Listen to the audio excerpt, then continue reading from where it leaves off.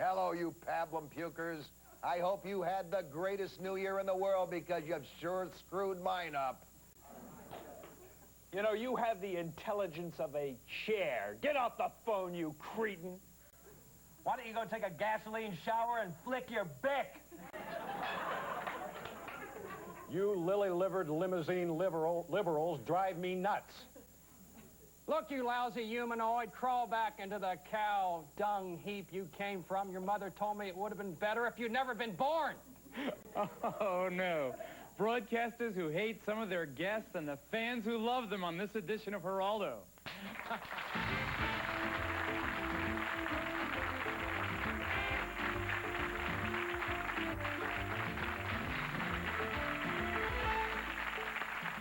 Thank you. As you have just witnessed, they are outrageous, pugnacious. They push broadcasting standards to the limits. They're cantankerous, they're angry, they're funny. They are immensely popular nationwide.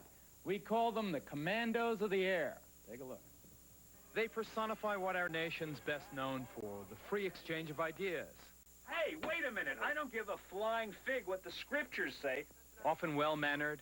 We told her today on the telephone, we're done with you. Easygoing and highly articulate. Don't call me a prostitute, you fat, ugly swine. The epitome of grown-up good taste. I think there are an awful lot of conservatives out there who could use a good spanking, and I'd be happy to give it to them. They're everywhere on radio and television all across the country. They are what might be called air commandos. Sometimes funny, sometimes outrageous, usually entertaining. They're hot. A program which awards people for telling the rest of the people the dirt in their closets. Brother, you're on Sin and Win with McCullough here on WXYT. What have you done? But where did they come from? How did this outlaw brand of broadcasting get started? Well, meet Joe Pine. His heyday was back in the mid-'60s, and it was Pine who first turned on the heat. Greetings. My name is Joe Pine, and I bring you Indigestion. The action starts in just a moment. And action was what you got. But on the other hand, I think you're a bit of a ding-a-ling. Let's face it. Well, you know, I could get up and walk off. Well, you won't be the first. Yes, well, I'll do it right now. Good luck to you, Joe. Happy everything, Governor. Party hard, hard. Always controversial, 20 years later, the scene turned ugly. Denver talk show host Alan Berg, famous for his bashing of callers and highly inflammatory remarks, was shot and killed outside his home. Alan routinely got threats in the mail, on the telephone. It was just a part of his life. Berg's case was the extreme, but for most of today's players, the bombers of broadcasting, the threats, the insults, and the controversy are what sells. What Joe Pine tapped into 20 years ago is that entertainment for a lot of people means cruelty, it means a circus. So what Joe Pine did was he would invite people on his show with the express purpose of humiliating them on the air. Now, a lot of people, it turns out, like to watch this. What you know could be put in a thimble with plenty of room for your fingerprint. Okay, let me more formally welcome our contentious quintet. From right to left, how about a warm hand for Morton Downey Jr., the mighty mouth of television, host of the Morton Downey Show, right here on WWOR-TV. Steve Kane from WIOD Radio in Miami. Tom Likas from KYFI Radio in Phoenix. John McCullough, WXYT in Detroit. And Bill Cunningham from WLW Radio in Cincinnati.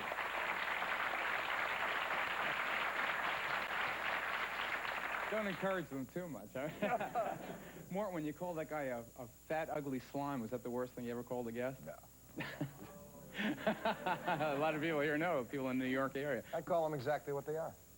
But what about the boundaries of, well, just genteel, good manners to people who've come to your studio? No, I treat people the way that they want to be treated, the way they want to treat me. They come in with that Madison Avenue gossamer all over them, so they want to say the things they want to say. The people don't get the truth out of them. So I figure if you get them angry enough at you, where they call you a son of a then they'll tell you the truth. Is that the worst you've done? No. Do you remember the worst? Yes. God, no, come on. We'll try it. We can always No, I can't tell it on television because we decided not to show it. Okay. Steve, you were once producer of one of my favorites, Joe Pine, out in L.A. That's where I learned my trade. Really? Yeah. He was a wild He man. was the master. God, he was amazing. He was an ex-Marine, right? Yep. He was an amputee also. Yes, he had lost his leg in the war. Yeah. But it was amazing how insulting he was, and particularly at a time when the country just wasn't into, you know, I guess we're more tolerant of outrageousness among broadcasters. Joe tapped into something that all of us have found out later in our career, and that is we kind of supply a vicarious thrill for our listeners in that, you know, they work, like I'm on in Miami, an afternoon drive. People are coming home from their job, and they've been taking it all day from their boss, and they have to, you know, kind of bite their lip and not say anything, and they go home, and their wife screams at them, and they bite their lip, and they don't say anything, and then they tune into us, and some of these creeps call us on the air, and we're really free. We have that great luxury of being able to tell people exactly what we think about them, and of course that's what we do. What's the worst thing you ever called one of you? Well, I don't know. I try not to be too abusive, but there are times when there have been times when I've lost my temper. I mean, I've told people to take the receiver that they have pressed to their ear, stand up, and to stick it where the sun don't shine. I've done that on occasion. Tom? Cincinnati's a much more conservative kind of place. Can you get away with what? Well, I'm in Phoenix. Oh, Phoenix. Sorry. What do I know? What do I know? But Cincinnati is a much more conservative kind of place. Even if you are. I'm sure it is, but I've never... no, Phoenix is much more conservative than, say, Miami or New York. And for a long time, people said this couldn't be done in a city like Phoenix. But I think we all have this one element of hostility within us that has to be let out. And when you can do it anonymously by calling in on a radio show and you're nothing more than a first name and maybe made-up name at that, you can let it out. Do people use that guise to really let things off their chest, or just to really try to insult you and cause embarrassment? Both. I mean, there are people who call up. You have your typical racist, sexist people who call in. And then you have the other people who are just looking to bait you. The people who are calling in, just angling to do a little dueling with you, you know, looking to get you. Do you have a particularly vulnerable spot that they hit often? The most vulnerable spot for me is if somebody accuses me of being outrageous, a showman, dishonest, because I'm anything but dishonest. If anything, I just outrage people by saying what I think. Well, how about limousine liberal? Who is it? Or is it John that said that? But you're a conservative, but you're not, right? No, I'm a liberal, but hardly a limousine liberal. What do you think of liberals there? John? I don't mind liberals as long as they don't get into redistributing the wealth, as guys like Tom want to do. I work for it. It's Can I borrow $20, by the way? I'm just going to ask you. Thank you. You guys got all the money. Okay. Does that make him a communist? He wants to borrow $20? Well, I don't know. I'd have to talk to him. I've just met him outside, so I don't know if he's a communist yet, but I'll know before the program's Good, over. give me 50. Now he's a communist. Now, Bill, I don't know if you've ever been to Phoenix. It's a great place, but... I've never been to New York. I'm not sure I want to come back here either, to be honest with you. Do you really believe in the forced sterilization of welfare mothers? I think to an extent we're encouraging women's immorality. We're encouraging them for the third kid, you get 500, for the sixth, you get 600. It goes on and on and on and never ends, and we have to reach a point in our society where we quit paying for immorality. There's too much immorality out there, Geraldo. I was out here on Times Square. I couldn't believe it. There's nude places right out the door here. We don't allow that in Cincinnati. We allow it in Newport across the river. Morton, he wants to forcibly sterilize welfare mothers. I don't know why not. Already you've got 1,800,000 abortions every year in this country. If you're killing the baby, why not prevent the mother from having it? What'd you say? Why not sterilize the men that are producing the children? That's not a bad idea either. You got some guy who doesn't have barbed wire on his fly. That's tough luck. But Geraldo, the thing that I think you might want to explore here, not that I want to tell you how to do your show. Okay, Go ahead, tell him. Look at that smile on his face. You know damn well he's not that nice. The real question here is whether or not this gentleman really believes what he's saying, or if he's just saying it to, you know, to provoke controversy. We had kind of a conversation before, and he told me he'll say anything, no matter how outrageous, whether he believes it or I'm not. not doctrinaire. I'm not philosophical. Whatever works, so make it happen. Argue with me and see who wins. I made a comment about women being ladies in the living room, chefs in the kitchen, whores in bed. So some woman called me and said, what I want to do is challenge you in basketball. And I said, great, I was an All-American. I can beat you. I can beat any. I said, but I can't use that on the air. And so I took her out to the gardens. We got 5,000 people there. She killed me. 6'2". She had hair all over her body. I tried to defend her. I couldn't. She whipped me. And I had to apologize and eat Now. I belonged to Now for a year because of that damn woman. I can't believe it. But I want to apologize again for these guys. We've got to take a commercial break. We'll be right back.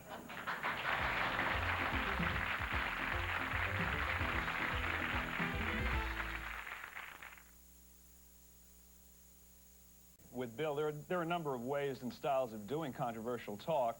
and one is to just get up and say anything no matter how outrageous. But in the tradition of Joe Pine, I mean, Joe believed the things that he said, and the fun of that show was listening to people who genuinely disagreed, calling in and having him duel and joust with them in kind of that intellectual contest. If you just get up and prostitute yourself, excuse me, Bill, I don't mean that personally. I don't think I like that. If you get up and you prostitute yourself by just saying anything, no matter how stupid and outrageous it might be, just for the sake of controversy, I think you lose part of the art. At least that's my feeling. So you're calling Bill a prostitute, then? Well, not directly, but yes. I think what you have to do is play the talk hits. And when you have, like, you play hit songs, you keep going through the calls. I spoke to Morton. He goes 20 seconds, he said, sometimes, then you're on to the next one. And so I'm a lawyer. I'm a practicing attorney, and 4 years I've been doing this in the evenings. And part of the skills of being an attorney is being able to advocate a position you don't necessarily agree in. I don't believe in capital punishment. Part of the skills of being an attorney is making enough money so you don't have to do a damn talk show. Well, I'm working toward that. But, you know, I was called a male ego on steroids by Cincinnati Magazine. I was selected as the worst talk show host, and the best was fired, so I figure that's a compliment. What's the purpose of what you do, Morton? Is it to educate, to inform, to elicit a dialogue of controversy? Yeah, I really believe in what I do, all right? And I believe in the topics that I talk about. And I like to get to the bottom of it. I like to find out the truth. And the best way I've always found out is to get them as angry at me as I get at them, because I tell the truth on the air. I want them to tell the truth, too. And sometimes they have to get angry to do it. So when the guy calls you a prostitute, as he did, which elicited your I get angry. slime-sucking pig remark, Yeah. That's real anger. Yeah, it is. It's not... No, I don't put it on, all right? If I'm going to act, I'll go get a one-man show on Broadway. Otherwise, if I'm on television, I owe it to the people who are spending their time to tune that dial to let them see the real me. Did your anger once boil over? Bill Baird, isn't he the birth control advocate? No, birth control doesn't bother me. He's the one who runs the abortion chambers. The abortion chambers. Okay. Did I read that you hit him? Yeah. On the air? Yeah. You whacked him? Yeah. What happened? But see, the problem was I had a feminist on. Now here I'm opposed to feminism, all right, to this movement. I have a feminist on. He gets angry at the feminist. He grabs her wrist and starts to twist it. And I knew no other way to make him let go of the wrist, so I slugged him. And he didn't sue you? And he turned out to be a good friend of mine. Oh, really? Turned out to be a good friend of mine. He's done my television show. Well, I have never gone so far as to hit somebody, but I basically think You might have to today. I don't think so. I think we're on the same side of a lot of these issues. But the point is that I think what Mort is saying is true. I think to be great in this business, you must be real. You may exaggerate it a little bit. My early training was in acting, so I know how to, what we used to say in acting, let my feelings exist. And I'll start to get a little annoyed, and I just relax a little bit, and I let it happen, and then I just go berserk. Is that why you did nude radio? Oh, you would ask me about that. Well, that was a different story. I was with a couple of other talk show hosts at my station. We were playing a game called Group Therapy, which is just, you know, little exercise. And I drew a card that said, take off as many clothes as you can and still feel comfortable. And, of course, being a nudist, that meant everything for me. And it was no big thing. But, you see, I felt that there was kind of a message there, because I do believe there's nothing, you know, wrong with the human body. And the fact that I'm not uncomfortable when I take my clothes off, I think serves as kind of a role model for my audience. How did you do? Do it now. This is television, you fool. Come on, he's a punk. He's afraid. He's afraid to do it. He doesn't have any guts. No, guts. A wimp. Is that too much, Tom? Well, I used to work with Steve in Miami.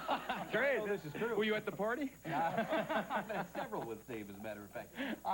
Well, frankly, I think that AM radio has gotten to be really dreadfully boring. Driving in on the way over here, I was listening to a talk show host who's known nationwide, Dr. Bernard Meltzer. And every caller is 193 years old and is, Dr. Meltzer, I was wondering, I got $193,000 in municipal bonds.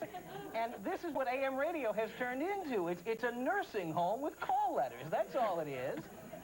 People have to do something outrageous to get people under 93 years old to listen to it. But isn't playing a clergyman, John, taking it too far? No, that's not it. It is for the people with a thin skin. I get letters every Monday after I do it on Friday from little old ladies who have a thin skin that say you're impersonating a priest and you're doing all this sacrilegious stuff, and that's not what I'm doing. We're having fun. They don't get mad at Richard Chamberlain when he plays a homosexual priest on television. Why do they get mad at me? I'm not even saying I'm a priest. You should try being a homosexual priest next time. Maybe they'll accept that. That might work. Try it. That might work in Detroit. But I don't think it's too far at all. And we have a good time, and people love to call up and confess. Can you give me your call for confessions right now? All I say is, brother or sister, and I have it on a screen in front of me, you're on Sin and Win with McCullough. What have you done? That's all I say. I don't say Pax Vobiscum or anything, and I don't... Sin and run? Sin and win. Oh, sin and win. The person with the most outrageous sin of the week gets a really nice prize. I give away a lot of the boss's money with that stupid Any recent ones come to mind? Well, I really don't know if you can... Go, give us a try, give us a try. We're in Times Square, like... a couple of female service people called. They were in the Army. They had a sergeant who was always doing this, patting them on the butt, so forth. And they got angry with him. So they made 5 people in the town they were in call the medical officer on the base and indicate that they had been infected with venereal disease from this guy. Well, on an Army base, I understand they don't even bother to check. They sent the MPs over, dragged him to the clinic, and shot him full of penicillin. This was back in the days when penicillin would cure VD. Now you die from it. But that's what they did. And that was a pretty good one. That won that week. Yeah, I liked it. Do you think any of these people really identify themselves? Oh, sure, they have to get the prize. Oh, right. See, they call in. What do they win? What do they win? Well, let's see. Last week we gave away a weekend with dinner and a show and, probably about $300-400 worth of stuff, which for an afternoon radio hour isn't a bad deal. You know, Geraldo, we do something called... Detroit? Weekend in downtown Detroit? You talk after what I drove through to get here, Donnie? This is a gorgeous city. Oh, this is marvelous. This is really neat. City. Live sex on stage. That's great. That's great. Better than Geraldo, I dead was going to sex, tell you, which I do you've been something having quite for a like while. he does. I can tell why you like it. What'd you say? I thought you were a nice guy. I am a nice guy, McCullough. Talking about live sex. There's dead sex, maybe? We'll be right back, folks.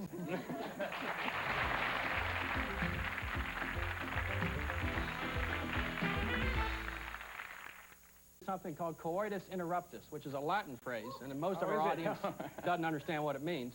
And John probably knows it from his clergy. From his Latin days. But we had a woman call in, and she said she went through a divorce, and her husband... Coitus interruptus. Coitus interruptus, and she was making love, and her husband was videotaping it through an air vent, one of these furnace, and they had a microphone. She comes to court, and she is asked the questions by the other lawyer. Have you ever made love to another man? Did you ever do this? She said, no, no, no. The lawyer brings in the videotape, puts up the screen, and there she is in living color. We gave her a weekend at the Sheraton. That was worth at least that. She didn't get the kids. She lost the house. And then lost buried the a camera car. in the vent. That was great.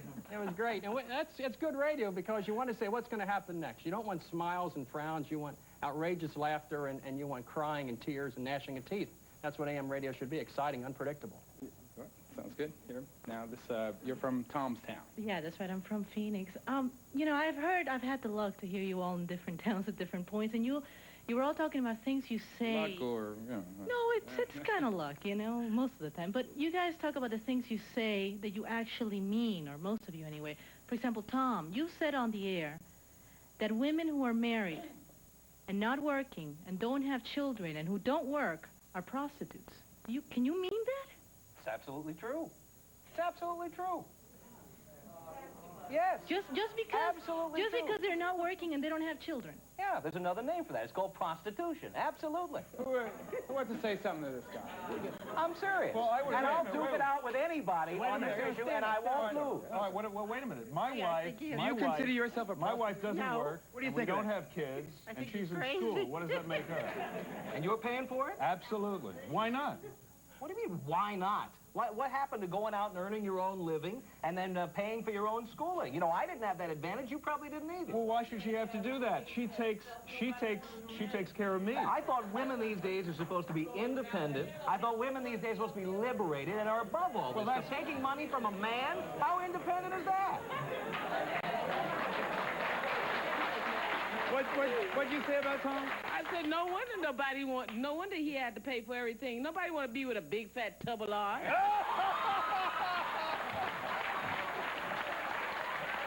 Geraldo, you're going to take that, Tom? Geraldo. You tell him. We got to get her to Detroit. We always resort to name calling when you don't have the facts. You couldn't even argue it with me, could you? Try it. Well, argue with you. Well, first of all, what would somebody want to be there with you for? You can't answer the question. Answer the question. Are women who stay at home while their husbands work, no kids, no responsibilities, are they whores? And if not, why not? No. Why not? No, was Why your not? mother a whore? Stop calling Was your names. mother a whore Tell me before why she had not. you? Tell me why not. I want to hear it. Before she had you? All right, let's move on. Let's move on. This looks like Morton's show here. Geraldo, first of all, she's not staying home doing nothing. She's cleaning his filthy underwear, all right, with the tire tracks in it. She's going along. She's doing all that stuff, all right? So any woman who has to clean the out of his underwear isn't a prostitute. Believe this guy. Geraldo, get control. You're all right, sweetheart. Geraldo, this man has more chins than a Hong Kong phone book right there, I tell you what. Good luck, lady. Excuse me, there's a question. Pardon me. Yes, well, given what I've seen here, have you ever had any really serious threats against you when you've gone onto subjects where... Like the last one. Well, this one is debatable. I don't agree with him at all. But As a matter of fact, and I am a peace person, and I've always been very anti-gun.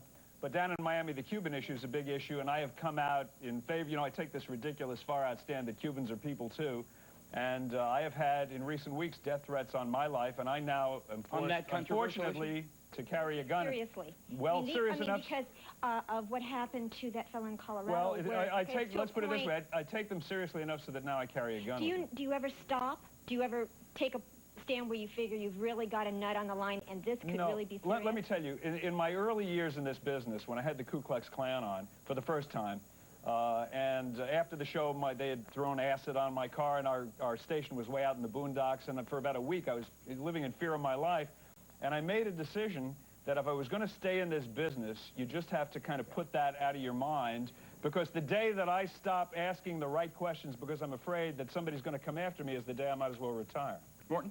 I've had 33 death threats since I've been in the business. But who's counting, right? Bomb threats. Bomb threats. I too have had to start carrying a gun. My wife carries a gun, is magnificent. Incidentally, she's 5'1". She doesn't have kids. She stays at home, and she'd climb all over your ass for hearing the Didn't you say, John, you wanted the cops to carry automatics? Oh, absolutely. I think that we have a controversy going on in a couple of cities in the Midwest over the weapons that cops should carry. Now, the kids, the 13, 14, and 15-year-old crack dealers, are armed with automatics. And I think the cops should have Uzis. And I go on the air and I say that, and I get in trouble. You agree with that, Tom? Cops should have Uzis? No, I don't think cops should have any weapons at all. Oh, Tom, Because, come on. Absolutely. Absolutely, because I don't think cops have shown they can responsibly use weapons, and frankly, if they knew what they were doing, they wouldn't need guns. I'll escort you to your car after the show. Thank you. We'll be right back.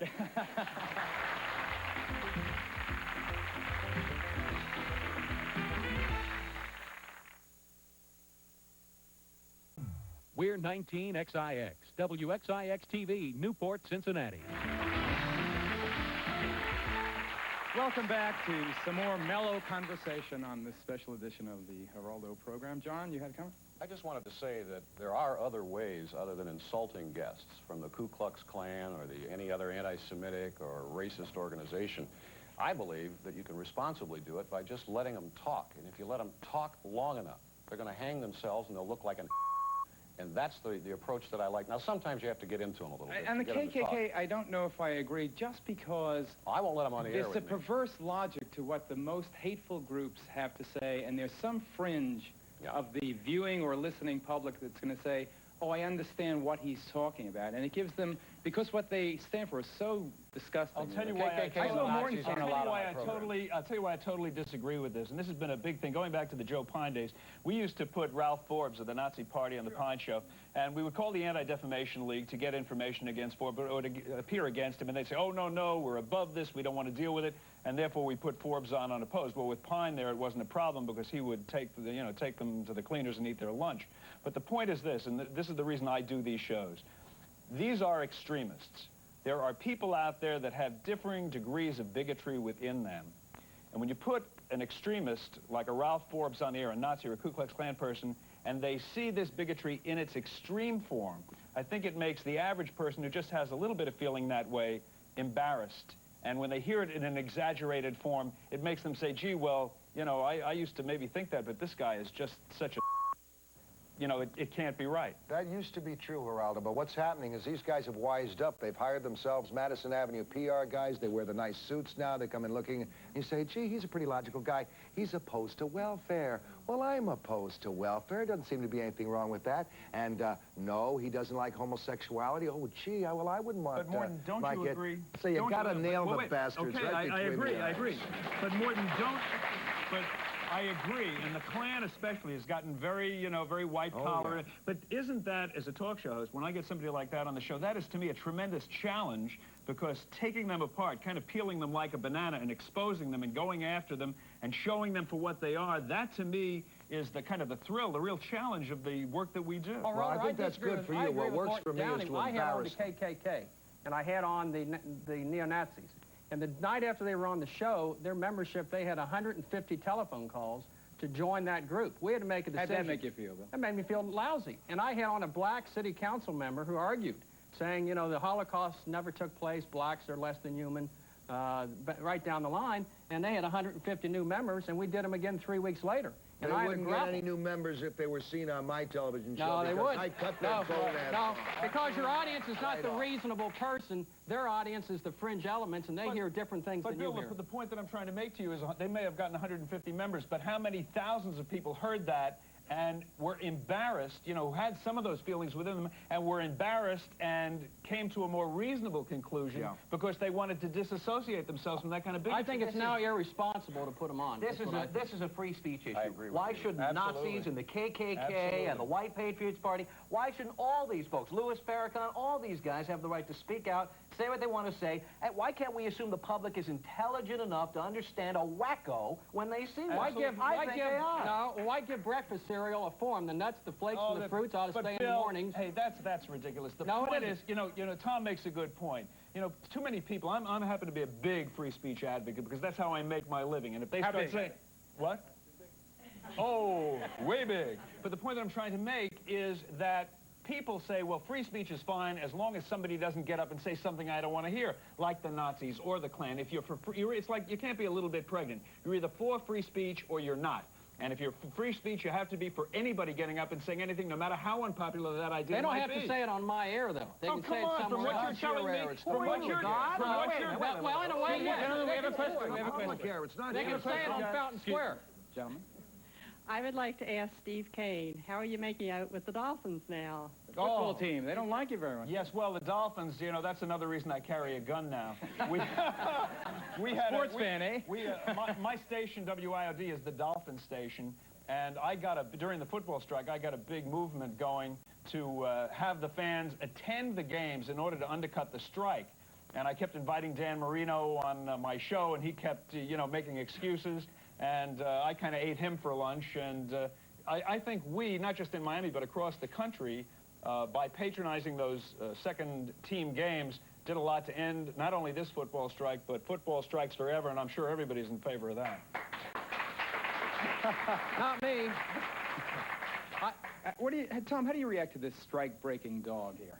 Well, actually, I am on Steve's side as far as breaking the football strike. How can anybody feel sorry for these guys making an average of $400,000 a year? I feel Ticket sorry price for them. of It's 20 irrelevant what they're making. The owners are making $48 billion a year. Why not give the put poor money players... up in the first place to put the team on the field. They took the risk. When They Paul got Brown rid of it. starts catching passes, I'll care more. We started a campaign to bring roller derby to Detroit and to replace the Lions with it, and that made a lot of sense to me because it's the only true sport. Well, they're better than the Lions, too. Replace the Detroit football team with roller We were derby. going to trade San Francisco for their Bay Area Bombers. We give them the Lions, they give us the Bombers, and we'd be all set.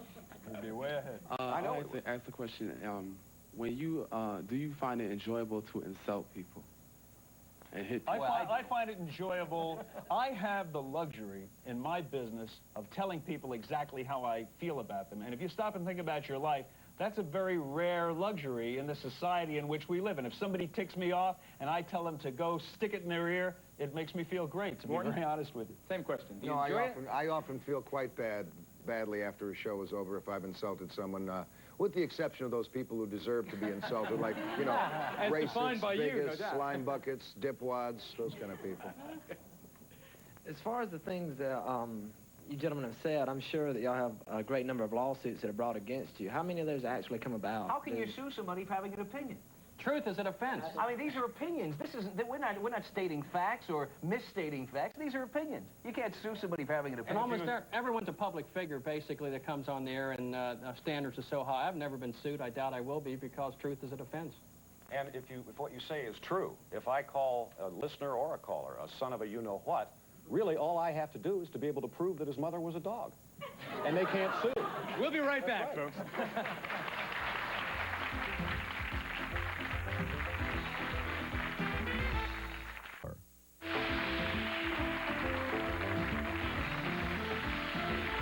Bill, we were joking about the football player strike, but didn't you once say some very disparaging things about the United Auto Workers? Wasn't that you? Yeah, I did. I kind of attacked them as shiftless, lazy bums the day after 12,000 were laid off about a year ago, and I asked them if you had any guts, if you had any meet me at the Norwood Cafe at midnight. I'll be there.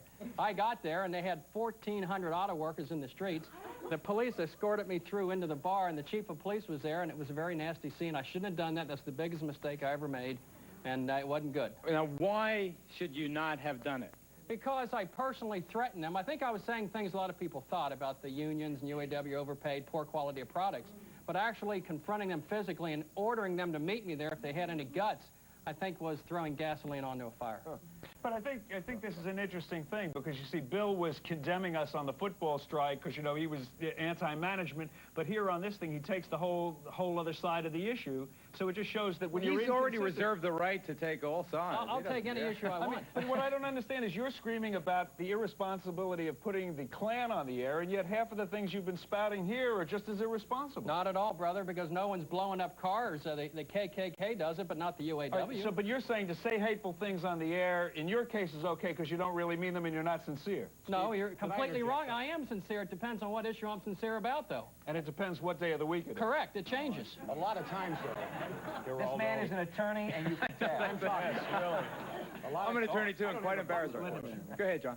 A lot of times, if you take an outrageous issue or take an outrageous side to an issue, people can learn from that. I went on the air one time and I said, little girls in school should attend home economics class. And there they should teach them how to make gingerbread cookies and knit doilies. Put the boys in the shop and let's quit mixing them together. Well, I don't feel that way. But it sparked commentary from the audience, and we got to talking about it. And at the end of the program, I said, you know, I don't feel that way. But it brought out a lot. And that has mass appeal. When you say put the loaves in the oven, the buns in bed, that relates to a lot of men and women's relationships. And it's wrong. It's not the way life should be, but men can relate to it, and women get mad, and from that clash, maybe an idea. But what I don't understand is if you say things on the air that you don't mean, how is your audience to know whether you're being honest or whether you're not at any given moment? Your whole credibility goes down the drain. No, you have to walk a very, very thin line, because if you lose credibility, you're out of here. Why would you say, you know, make the statement you did? Why wouldn't you say that someone has said, so that you don't have to be identified with that statement? You're still going to spark the same interest in the same exactly. argument. You're lying to your audience. Let me answer, Steve. When I do an interview, and I do a pretty damn good interview, the audience knows what to expect. And I'm serious, and I'll get nasty, and so forth. When I do tongue-in-cheek, they know I'm doing tongue-in-cheek because my audience knows me, because I'm honest with them, as Steve wants me to be. Oh, that's fair. And that is part of my trademark in Detroit. They know I'm tongue-in-cheek. Question. Have any of your family suffered any repercussions from what you did? No. Okay, Bill. I got a little boy named Baby Evan. Goes to Muller. I talk about him all the time. Whenever I say something call him on the Baby air. Evan? Baby Evan. I call him He's 21. Baby Evan. He's 15. You know, he's 15.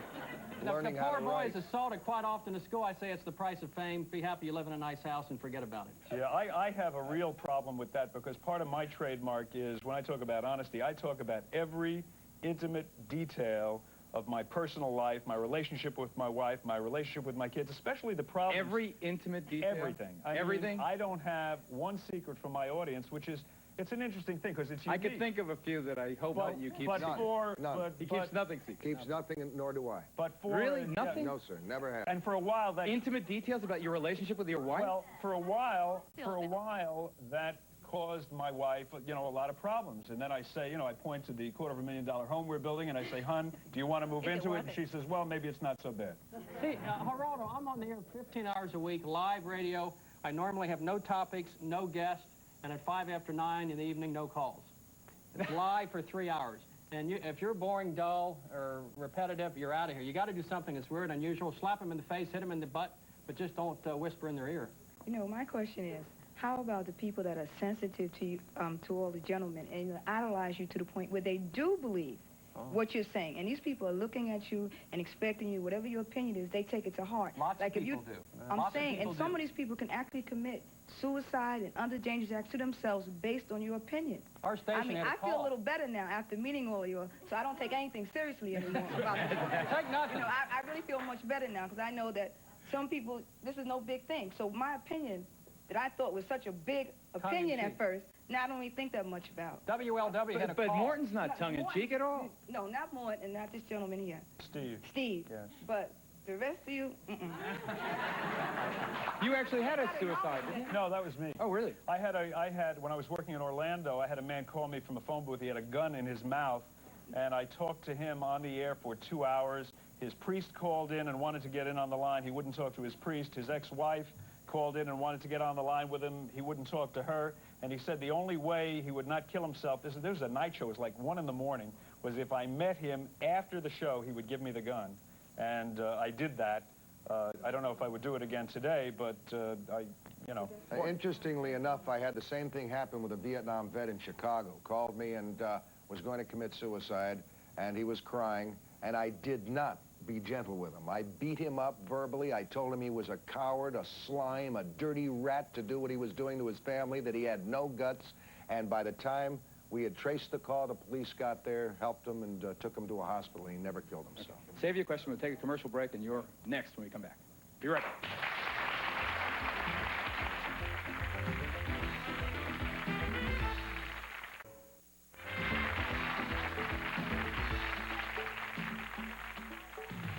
For transcripts, please send $3 to Journal Graphics, Geraldo Transcripts, 267 Broadway, New York, New York, 10007. Or call 1-800-USA-TEXT.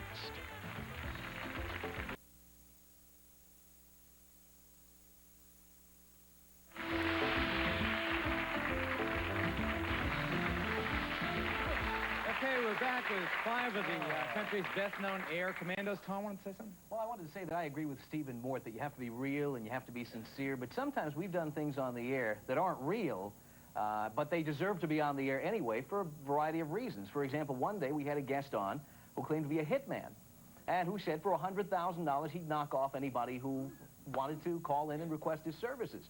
And for 2 hours, people were calling in, women were breaking down crying, people were calling in and threatening us, and the whole point was that I thought that people accept anybody they hear on the radio or see on TV as a guest.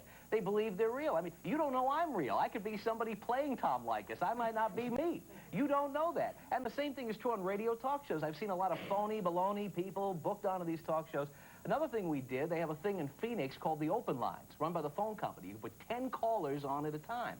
And one of them is for gays. So we called in, and every week we were calling in. One week we called and did a drug deal on the telephone with real people on there. Another week we called in and we were picking up guys on the air. And the whole idea, again, was to make that point that you have to question everything you hear. But the point you raised is a good one. I want to bring a question to Morton. You're on TV. You've got a live guest. You've got a live audience. You can't fake it the way Tom can, whether in jest or as Bill does sometimes just because that's what he's got going that night. You've got to be, does that inhibit you? It doesn't seem to. No, it doesn't inhibit me, and you're right, you can't fake it, but my audience helps me an awful lot. I've got a great audience, and that's what helps me an awful lot. It puts my guests right on edge. They know they've got to tell the truth or my gang will beat them up. Why do the guests still show up, particularly people who know Everyone wants to shoot someone out at the OK Corral. It's called masochism. Yeah, they all know they can get me. I'd like to find out, when you have a controversial guest coming on the show, do you research him or her thoroughly so that you have some dirt to throw at them in case you want to or need to? I think that the rest of the guys will back me up on this, that a talk show host that doesn't do his research, if he's researching or if he's doing a book or a controversial person, if he doesn't do his research, his audience picks it up like this. You've heard people like that. You've seen them on the Johnny Carson show, no offense intended, but they just don't bother to do the research. So yeah, you got to do your research. See, right, guys? I have a totally different philosophy on that briefly. I feel that if you come in with a bunch of questions prepared, the interview loses its spontaneity. I don't prepare unless questions. unless I have somebody from the Klan on one of those groups, and then I come in with a rap sheet. But basically, I go in cold so that I'm really listening to my guest, I'd like and to everything's ask the panel. spontaneous. If I may. Okay. I'd like to ask the panel, do they feel they have a responsibility to young listeners? By young listeners, I mean minors, because it seems that you deal with very controversial subjects. And do you feel that at some point in time you have to say to yourself, well, I have to restrain myself in a sense because there may be young people listening? What about, wait, Bill, what about the 14-year-old who's listening to you at 9 o'clock at night in the privacy of his bedroom? At WLW, we program to 2554. And that's our intent, and the lowest common denominator is not a nubile, virginal 12-year-old. If they happen to be listening, that's their problem. We program to the adult, and we're going to program to that person. What he's saying is he doesn't care if young kids get hurt. Well, I do care, but that's not our intent. Really? I can tell how much you care. Well, I know that women can be just as insulting as men. I was wondering if there are any... Insulting? Insulting, right. I was wondering if there are any talk show hosts of women with your same format. There's one in Providence. Women don't work as well as in... There aren't that many women talk show hosts in radio. Most women who are good at it end up in television. They don't do radio. There's another important point.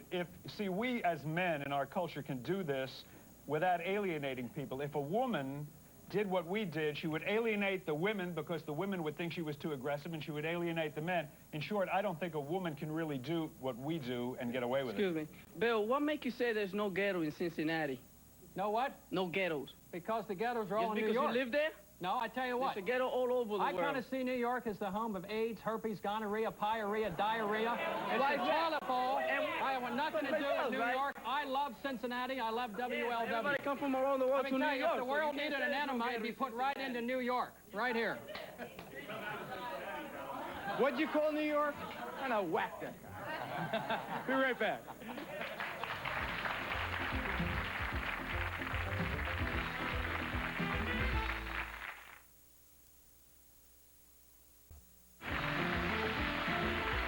We've just got about a minute left. I want to ask a semi-serious question.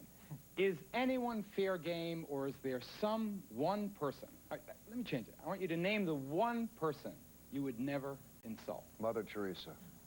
Mother Teresa. I can't name one person. I just insult those who deserve to be insulted. You can't name... Well, I mean, you know... How about the Pope? The Pope? I don't go after the Pope. I support the Pope. I suppose you might say that. My wife. Mother Teresa's fair game, too.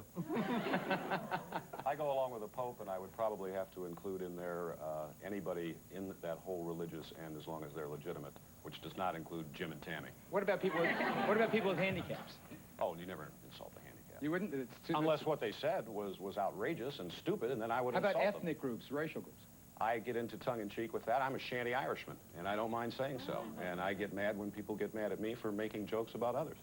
Mother Teresa's come in for some fire. I know the Pope has, too. I think the only ones we try to stay away from are advertisers.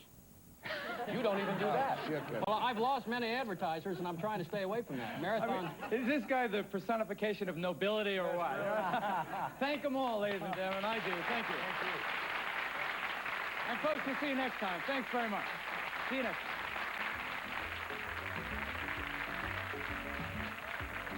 time.